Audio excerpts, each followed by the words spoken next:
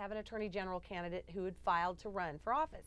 So with this wonderful man that is brilliant, absolutely brilliant, undergrad from Harvard, he's got his law and his MBA from Yale, and he's been fighting for private property rights for years with his clients, and he's just a wonderful guy. His name's James Buchel, B-U-C-H-A-L. He's running for Attorney General. So I'm happy to tell you that at least in Washington County, I got the unofficial results from my friends over there because I watch the elections. I know most of those nice people that work at Washington County elections, that he got 975 votes, and the majority in Washington County, which is one of the biggest counties in the state.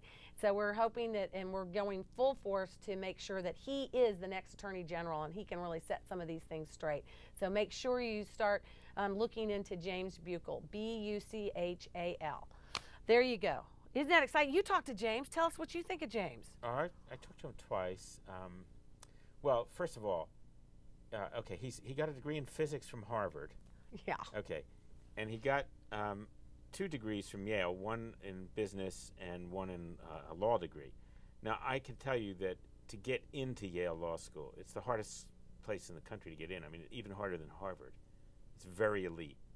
Oh, so if you went to Yale Law School, that's all you need as far as a credential. That means you have to be extremely smart. Oh, yeah. Yeah, and he's been practicing law since 1986. Yeah, he's just brilliant. He's full-on brilliant. I just love it.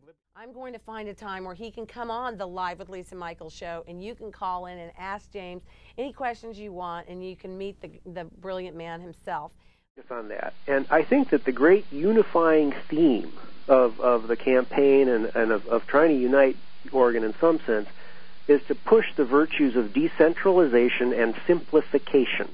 If you're an average person, and you're trying to get anything done with the government, you go in there and there's like 50 pages of stuff for, I want to cut down a tree, Nothing is simple. I mean, it's gotten to the point now where when I file a case in court, I go down there to the courthouse, or my assistant does, and there's a 30-page single-space list of how much it costs to file each kind of document. So you stand there in line with the clerk, and now the clerks can only be open half as long because, there's not enough money, because every time someone comes to the desk, they look up there and they got to sort through this 30-page thing, finding out how much something costs. And that thing is true of everything. If you want to build a trail for ATVs and you're the government, you have to go out and have a plane fly over it with some sort of special radar that can map things down to a 6-inch decrement and spend $500,000 doing something that, 2 rednecks and a bulldozer can do in a weekend. Yeah. And there's a pervasive way in which the government has gotten more and more and more complicated, and yet there seems to be no constituency for simplification. And the evil handmaiden of this is that the decisions are made further and further and further away from the people on the ground. And so you've got these people sitting in these ivory towers down in Salem or in Washington, D.C., writing these rules that are 50 pages long with, subpart 57B sub Q little I42, and nobody can do anything. You can't comply with anything because the rules are so complicated that no matter what you do, you're always out of compliance.